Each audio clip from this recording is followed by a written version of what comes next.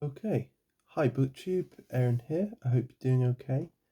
Today I'm going to do the Ringing in the New Year book tag. So a kind of New Year book tag, as it says in the name. And this was created by Bookmark Chronicles, which was a kind of new channel to me.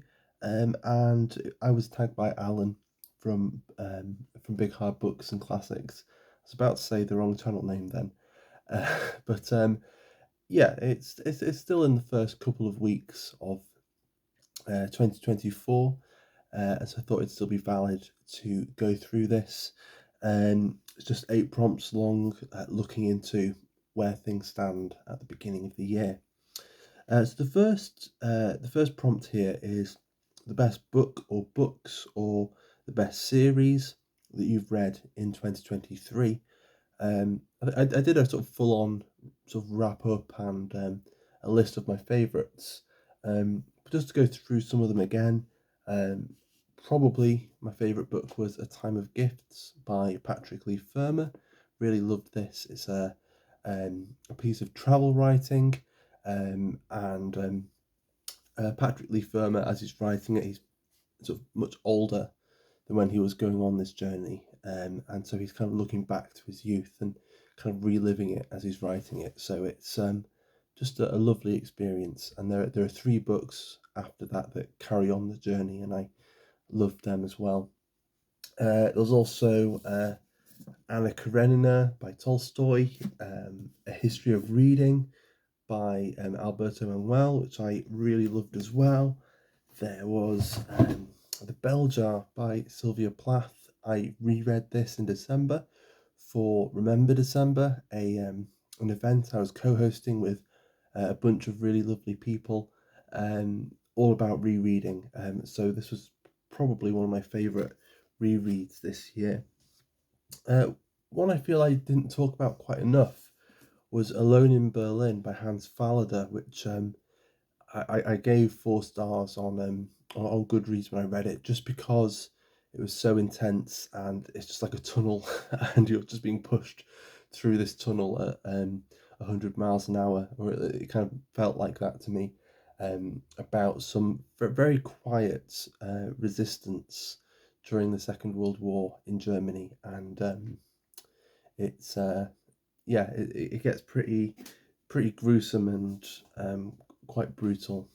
Uh, well before the end. Um, Dueno, Dueno, Dueno. No, I can't say it now. Dueno Elegies by Rilke. So just a really wonderful sequence of poems that I again reread. I read these before in a different translation, but then I read this translation twice this year just because I enjoyed revisiting the poems so much. And I'm going to hope to read some more Rilke this year. And I read, I think, 2 Shakespeare plays. Books are falling over. I read Hamlet, and I also read King Lear, which was on my Kindle, so I can't show it you. So there are sort of some of the best books, or some of my favourite books that I read last year. Number 2, any authors that you've discovered last year and would like to read more from. And again, I think that's still Patrick Leigh Fermer. I've got one more book from him that isn't connected to this journey. It's called A Time to Keep Silence, and that's all about visiting monasteries. So it's a little different and it's much shorter than the rest. But I think he's written a few other books as well. And as well, I'd quite like to read Donna Tartt, some more by her. I read the Secret History for the first time this year, and I really enjoyed it. So I might try and read some more Donna Tartt. Maybe not this year, we'll see how it goes, but certainly in the future. Number 3, best book turned movie adaptation in 2023, or the most anticipated adaptation for 2024. Um, I was trying to remember if I'd seen any adaptations. I watched Kenneth Branagh's adaptation of Hamlet, which I really liked. I also watched The Age of Innocence just after reading it. So I read the novel by Edith Wharton, and then I watched is it Scorsese's film, and really loved it. And it just kind of kept the book alive in my head a little longer, and I was sort of reconsidering certain elements of the story after watching the film. So that was quite an interesting way to do it, to sort of read and then watch the book in such a short amount of time. Number four, um, have your reading habits changed at all this year? And have you what's this? Have you gotten into any new genres? So in terms of reading habits, I think it's become slightly more structured. Certainly, my life generally is more structured. This year, I stopped working shifts and I started a new job where it was just 9 to 5. So it's just easier to just negotiate uh, all kinds of areas of life kind of around that. Whereas before it was kind of hard to plan things because my working pattern was constantly changing. So that's certainly one. And I've been reading when I'm commuting and on my lunch break and things like that. So um, just that kind of structure, just in how my life has changed, has sort of changed my reading habits a little bit. And in terms of new genres, probably travel writing. It wasn't something that I read much of before, whereas now I'm sort of realizing it's something I really enjoy. So I might try and read some more this year, or yeah, we'll see how it goes.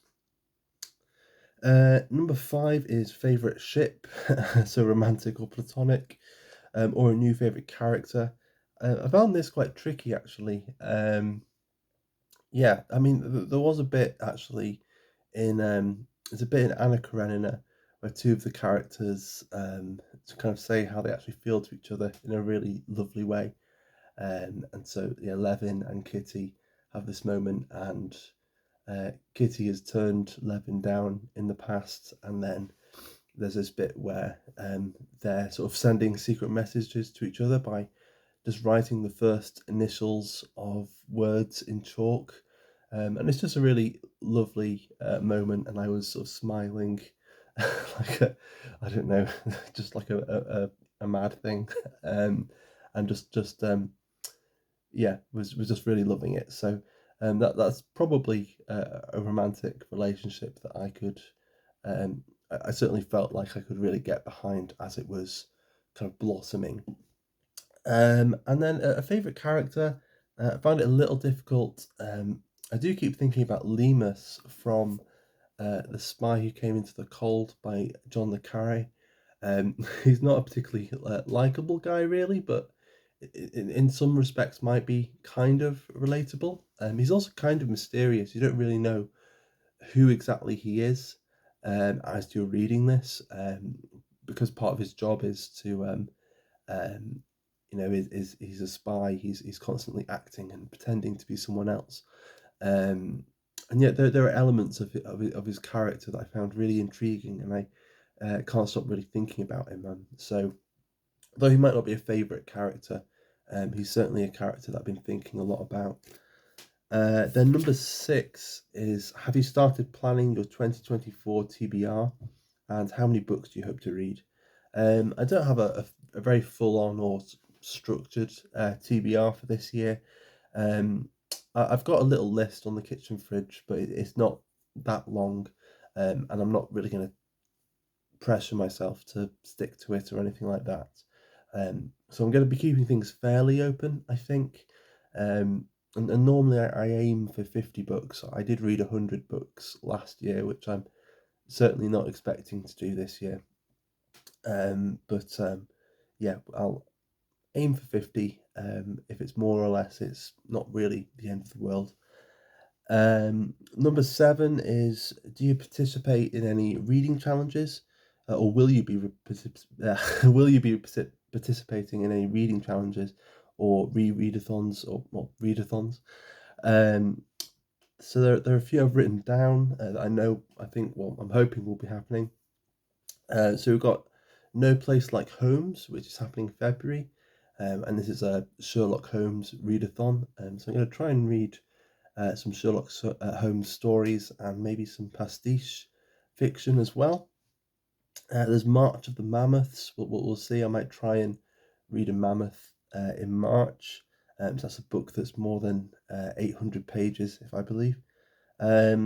Number 3 is Historathon, which is an all-year event, and so there's sort of different periods as the year goes on, and so I'm going to try and read at least one book for each period as we're going through.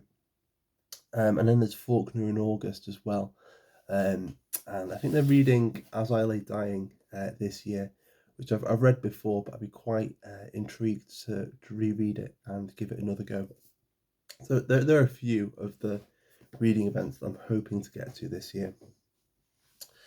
And then number 8 is, are there any New Year's resolutions or goals that are bookish, content related, or otherwise? And really that it's just to keep reading, to keep making videos if I can. I want to read more sci-fi and fantasy. So as you might be able to guess from all all the books I've been showing, I'm fairly sort of classics sort of orientated really. But I'd like to read some more science fiction and some more fantasy this year. Kind of otherwise, I'd like to keep up with journaling. I've been doing that in 2023 and really enjoying it, so I want to keep that up this year. Keep up my sort of writing, just my creative writing as well. And I want to try some new meals as well, which is I was watching, I think it's James from Quaint and Curious Volumes, a new channel to me.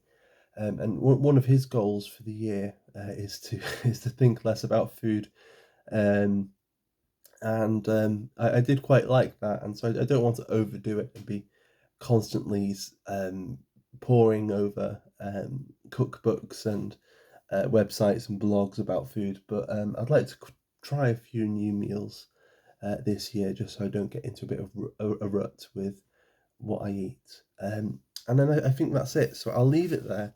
I won't tag anyone to do this because it's getting on a bit in January now. But if you'd like to and you can sort of fit it in, then give it a go and consider yourself tagged.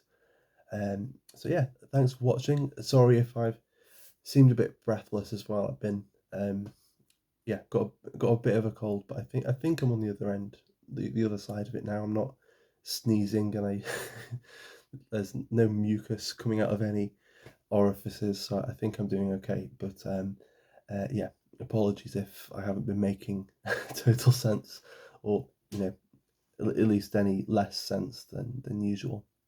So yeah, thanks for watching, and I'll see you soon. Bye bye.